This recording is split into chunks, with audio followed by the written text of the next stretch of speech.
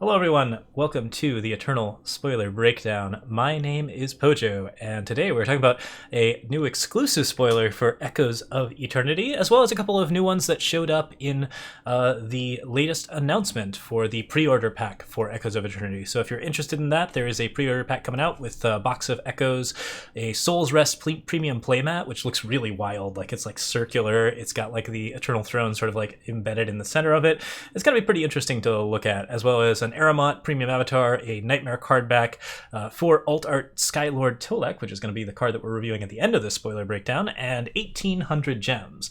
However, first things first, we have a card to talk about for today. And we're going to be ticking down the Doomsday Clock. So, Echoes of Eternity, the general theme of this set is that the world is ending.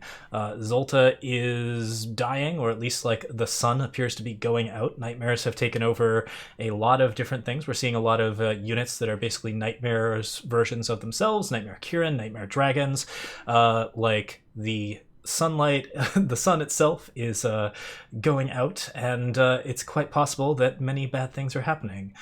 When there's a doomsday, that means that there are doomsday riders, and that means that the doomsday clock must be set. So we're going to be looking at the Palerider's Pocketwatch today. And let me go ahead and reveal that right now. 6 cost, 4/4, flying, deadly, killer, and lifesteal. Spellcraft 6, play the Witching Hour. Alright, so right away, there's a lot to unpack here on just the weapon itself, and of course this is something where you want to break down the 6 cost and the 12 cost. But the 6 cost right here gives any unit all of the different battle skills located on the Pale Riders. So the Flying Pale Rider, the Deadly Pale Rider, the Killer Pale Rider, and the Lifesteal Pale Rider all get put onto one unit, which allows that unit to kill something on the board pretty much guaranteed, and most likely not die in the process. In addition, you're going to get a big life gain swing. The card is going to become evasive from here on out, and it's still going to trade really well with anything that you're playing in the future. If the card that you're playing has quick draw, it's very, very likely that it's just going to immediately kill whatever it is that it's focusing on. It does, if it has Aegis, it's going to be more likely to survive a spell. So both of those are things that you're probably going to be looking for if you're trying to play something on Palerider's Pocketwatch. The 4 cost Influence in Shadow definitely is a pretty strong gate for this type of card, but if you are trying to play like, say, Argenport stuff or Mask of Torment, there's a good chance that you're already in this amount of shadow for cards like Tazbu the Forbidden, which definitely makes it so that there's some pretty interesting stuff happening where you can actually get Palerider's Pocketwatch onto a lot of good units, get a lot of value out of it, and then still potentially play it later in the game for that excellent The Witching Hour. Now, The Witching Hour, of course, plays a 4/4 Pale Rider with each of these different battle skills, Flying, Deadly, Killer, and Lifesteal. So if you manage to get it off with the Spellcraft, or if you make the Spellcraft free, for example, with the 1/4 that gives you Spellcraft for free, then yeah, you get some pretty interesting benefits out of that. You get a 4/4s, which is certainly something to be looking forward to, as well as just a pile of extra value that tends to be the kind of thing that you need to close out a game. I think that overall, like, this card definitely has like it just oozes flavor. There's a lot of interesting things going on with it. It's got a great association with the Witching Hour, which we've seen previously. It's got that nice apocalypse theme, so it's really themed to the set. And then, like, in terms of like the overall card value, I would say that like its late game is very, very interesting. Getting it at 12 is pretty good, but its early game, playing it at 6, is really, really powerful, and powerful enough to justify the cost of the weapon and the influence on the weapon. Both. I would say that this is something that also adds a lot of skills to particular units. We are seeing that there's going to be some sort of skills theme in, I think, one of the different color pairings or color triads in this setup, so that's going to be something that Palerider's Pocketwatch might really help out with if we have a skills theme of that kind. Yeah, you can get a wild amount of interesting things with it. If you invoke it off of Makar's Listener, of course, then yeah, you get some pretty wild stuff out of that. It just does an amazing amount of work in terms of like making your units into some very, very nasty and very, very scary units that are going to be continuing to pressure over the course of the game. If your opponent doesn't have removal for this, this is going to be something that basically just ends the game on that turn or in the turns to come. So wild amount of stuff happening there, and yeah, it's super, super powerful on that front. So that's Palerider's Pocketwatch. Let's talk a little bit as well about the upcoming cards from the cards that were announced today. But yeah, like as far as things go, this is probably the one to be most excited about in terms of what we've seen thus far. Although there is a big old dragon on that list, so we're going to be looking at that as well. All right, so next up, let's go ahead and talk about small spoilers. We have 3, and they're in a file that's like a little bit sideways, so we're going to just sort of rotate them in. First is Switchblade Deadeye, a +2/+2 when she has a battle skill, Elf Unseen, which means A, we have Unseen coming back, B, this really synergizes pretty well with the current Elf setup, and C, it is just a 2-cost 2/1, which is not a particularly good stat line, but if you get that +2/+2 bonus, you get a 4/3 for 2, which is certainly not unreasonable. I think this might end up being a reasonable draft staple. There's a lot of different ways to give units like these battle skills, Palerider's Pocketwatch included, although that one's a little less likely to be found in a draft. And yeah, if you can get it a battle skill, then it ends up being a really good aggressive card, which there are plenty of good ways to do it. This also makes tricks like the 2-cost fast spell that gives lifesteal a little bit more tenable. You can use them to give buffs to units, basically like allowing this card to get a positive buff out of a card that would otherwise not be useful while giving your own weapons lifesteal. Seems like a pretty good deal. So Switchblade Deadeye definitely could be a pretty interesting draft staple. Might even belong in some kind of deck for Expedition, which I think would be pretty interesting. Display of Destructions next. We have New Display. This is the second of the list, and yeah, we are starting to see the red, yellow, purple sacrifice theme really coming into play. We also have a maximum power theme and a bunch of like cultist stuff going on. So Display of Destruction does 3 things. 1, it deals 3 damage to an enemy unit. You gain 3 health. Very red, very purple, and very yellow in between. Sacrifice a unit to get +6 power this turn, which I think that's going to be one of the more interesting modes of Display of Destruction, although the other 2 modes are very solid staples. That's the one where you get some really impressive ramp and can do some potentially disgusting shenanigans with it.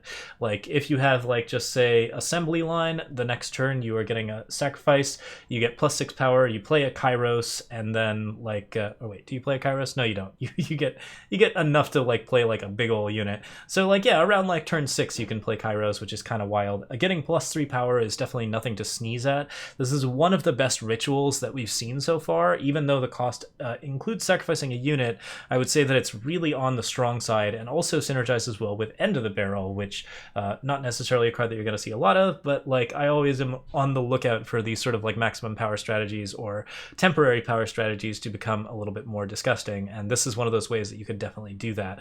This sets up like Waystone Titan, this sets up a lot of interesting stuff in Throne, and I think it also should be pretty valuable in both Expedition and Draft because of its ability to, well, basically do damage and play units that can be used as blockers or sacrifice, which is pretty wild. Note that those 3 cultists are exhausted, so they're primarily going to be used for sacrifice fodder. This isn't a defensive card by a lot of margins, but it does allow you to kill small units, which is something that you really want out of a display for utility, is the ability to remove things, and then if you don't have things to remove, to get serious value out of it later on. Finally, we have Double Helix Drake. This is a 1/4 flying. Your spells deal +1 damage. Mastery 3, your spells deal an additional +1 damage. This is a notable draft card because it is one of the only, I think it's probably the best like 2 spell damage option that we've seen access to so far. Iceberg War Chief is definitely actually like probably a little bit stronger than this. But yeah, a 1/4 flying is a pretty reasonable stat line in a limited format where you are trying to get something that's going to stick on board long enough to actually get you that benefit from the +1 spell damage. A lot of the +1 spell damage cards have basically way too much vulnerability or way too high a cost. Double Helix splits the difference between something like Iceberg, something like the Wizened Crone and the 2/6 that gives you +2 spell damage by giving you a pretty mediocre evasive unit that actually gets you some decent value on the mastery. I don't think this is a strong Expedition or Throne card, but it could be under very specific circumstances. Overall, it seems more like a draft option to set up your Greed's Rewards and all of your other spell damage focused strategies. It's not a particularly strong card for Skycrag, and Skycrag has had problems previously, so during jury's still out on this one as to whether or not it's going to be doing things, but it is a dragon, and dragons do matter for dragon allies, which dragon allies and spell damage being sort of synergizing together could definitely be something that promotes a new archetype in the format, so certainly on board with that. All right. So that is the small spoilers. That leaves the last one. We're going to be talking about another one of these big pledge legendaries, two of which have been spoiled already. This one's going to be in our dragon colors, which are red, blue, and purple. And yeah, we have a big dragon, unsurprisingly, in that slot. So 5 cost, double red, double blue, double purple. This is Skylord Tolek, a 5/5 flying and pledge. Your other dragons go berserk and never stop. Mastery 10, transform any number of cards into your hand into random dragons. Now, I'm pretty sure what this means is that when a dragon goes berserk, it continues to maintain berserk and can attack twice every turn. I don't believe it means that you can attack endlessly with the cards every single time that you berserk until you just win the game, which would be pretty interesting if that were the case. Not necessarily broken, but definitely like insanely strong. But nonetheless, this does allow all of your dragons to attack twice a turn, which, yeah, like that seems like the appropriate interpretation of the card. So yeah, like this will give basically all of your dragons berserk. It's a pretty wild time, and yeah, you can get some pretty decent stuff. Oh, someone's saying that they tested it, and the dragons keep berserk wherever they are, which is notable. I guess that means that this card is actually out already. You can just play with it. Is that correct? That's new to me, but yeah, that's probably just a benefit of the playable immediately and thrown in expedition. So Skylord Tolek is playable right now. You can actually run this card in your dragon decks if you are so interested, and yeah, well, that might be something that we do tonight.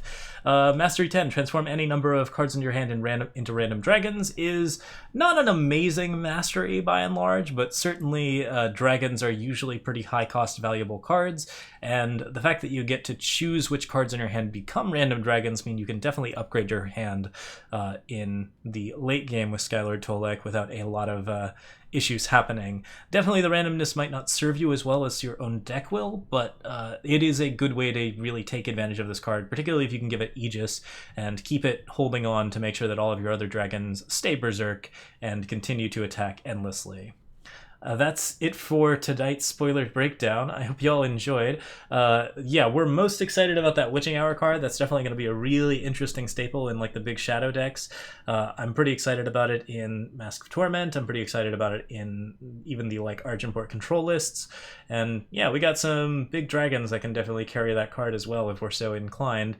But yeah, like overall, there's a lot of interesting things to be going down in Echoes of Eternity. This is looking like it's going to be a very fun set for Expedition. I'm pretty excited about it, and I hope you guys are as well. You can find me on Twitch, YouTube, Twitter, and Patreon, all under Loco Pojo.